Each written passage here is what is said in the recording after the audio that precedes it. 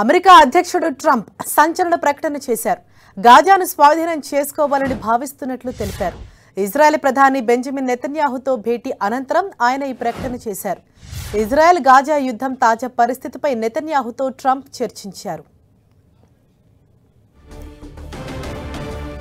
గాజాను America స్వాధీనం చేసుకుంటుందని Trump పేర్కొన్నారు.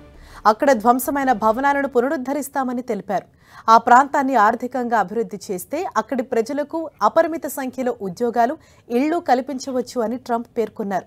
Trump ప్రకటన చరిత్రను మారుస్తుందని నెతన్యాహు అభిప్రాయపడ్డారు.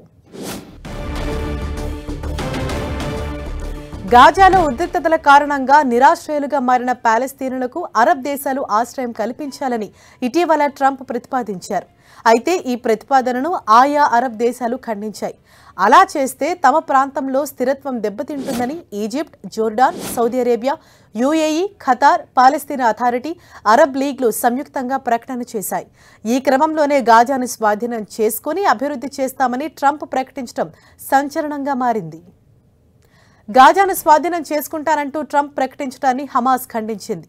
ఆయన గందరగోళం సృష్టించడానికి ప్రయత్నిస్తున్నారని మిలిటెంట్ సంస్థకు చెందిన ఓ సీనియర్ అధికారి పేర్కొన్నారు.